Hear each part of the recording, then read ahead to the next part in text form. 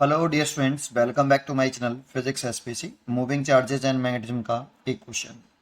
अ coil having 100 turns, area 5 into 10 power minus के 3 metre square, carrying current 1 milliampere, is placed in uniform magnetic field 0.20 tesla such a way that a plane of coil is perpendicular to magnetic field. ये line important है।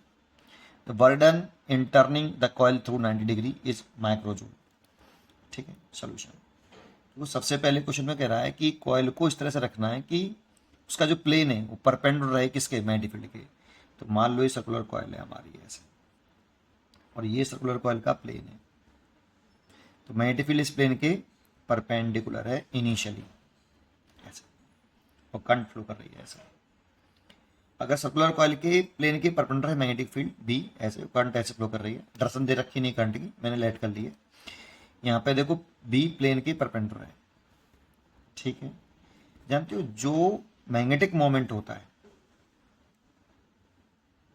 Magnetic moment M बराबर आई into ए, इसकी दर्शन भी जो होती है वो plane के परपेंडिकुलर होती है।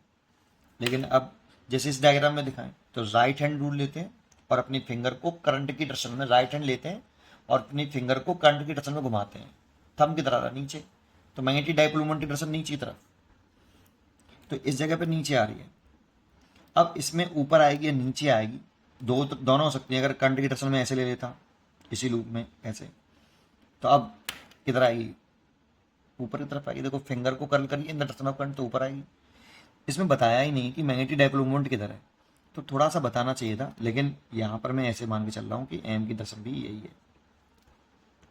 ठीक है, तो theta initially angle between M vector and B vector 0 degree है, ये इनिशियली है।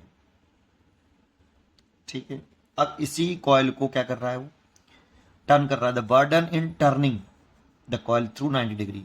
अब कॉइल को अगर 90 डिग्री घुमा देंगे तो मैग्नेटिक फील्ड तो वहीं की वहीं है।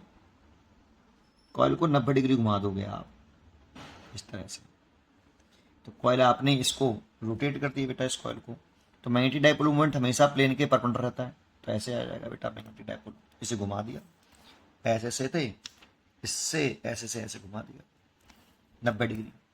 90 डिग्री घुमाने के बाद फाइनल एंगल हो गया 90 डिग्री एम और बी के बिटवीन। कितना वर्डन करना पड़ेगा ये पूछ रहा है। ठीक है, एक बताओ, हम जानते हैं कि delta U change in potential energy minus work done by conservative force होता है, और work done by external force equal to minus के वर्डन बाई सी होता है। तो यहां डेल्टा यू लिखें तो बराबर डब्ल्यू एक्सटर्नल। अब इसने बताया नहीं कि वर्डन कंजर्वेटिव फोर्स द्वारा निकालना है या एक्सटर्नल द्वारा। जब पूछे बताए नहीं तो वर्डन बाई एक्सटर्नल फोर्स निकालते हैं हमेशा। ठीक है, W external equal to final potential energy minus initial potential energy, और पोटेंशियल एनर्जी डाइपोल की माइनस का एम बी, क्योंकि ये मैग्नेटिक डाइपोल हो गया, current carrying loop behaves magnetic dipole, magnetic dipole moment है उसमें, एम बी कॉस थीटा होता है बेटा, और यहाँ theta angle between M and B होता है। तो देखो, और कंजर्वेटिव फोर्स के लिए पोटेंशियल एनर्जी डिफाइन होती है, हम ये जानते हैं। तो इसका मतलब magnetic force is conservative force. तो यहाँ डब्ल्यू एक्सटर्नल लिखा है तो माइनस का एम बी, एंगल कितना है कॉस 90 डिग्री एम और बी के बिटवीन, माइनस का M B cos 0 degree. Initial ये 0 डिग्री है यहाँ पे, तो ये तो 0 हो गया देखो, तो कॉस 90 के लिए 0, और ये प्लस का एम बी हो गया। और मैग्नेटिक डाइपोल मोमेंट जो होता है एम बराबर एन आई ए होता है, मैग्नीट्यूड इसका। ये ए लूप का एरिया होता है, ए लूप का एरिया होता है। तो एम बराबर लिख दो एन आई ए और ए बी। ठीक है, वैसे एक टर्न के लिए एम वेक्टर बराबर कितना होता है आई इंटू ए वैक्टर, एक वन टर्न के लिए, और एन टर्न के लिए लिखें तो एन आई ए। ठीक है, तो एन आई ए। तो डब्ल्यू एक्सटर्नल पूछ रहा था हमसे, उसने बोला नहीं, लेकिन जब बोलता नहीं है तो डब्ल्यू एक्सटर्नल ही निकालते हैं। एन की वैल्यू दे रखी है हमें 100 टर्न।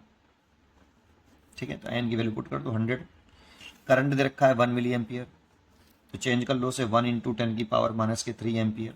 एरिया दे रखा है 5 इंटू 10 की पावर माइनस के 3, और मैग्नेटिक फील्ड दे रखा है 0.2, तो 0.2। इस पॉइंट को उठाएंगे तो नीचे 10 हो जाएगा, इस 10 से ये 0 कैंसिल, 5 का मल्टीप्लाई कर लो इसमें, अच्छा 2 और 5 का मल्टीप्लाई कर लो, 10 हो गया, और 10 इंटू 10 100 हो गया, और 10 की पावर -6 हो गया, ये जूल आया। तो इसे लिख सकते हैं micro joule, 100 micro joule, W external, ये देखो ये हो गया। तो इसीलिए यहाँ माइक्रो जूल में पूछ रहा है तो इसीलिए 100 लिख दें, ये आंसर हो गया। उम्मीद करता हूँ कि आपको जरूर समझ में आया होगा। पढ़ते रहिए और खुश रहिए।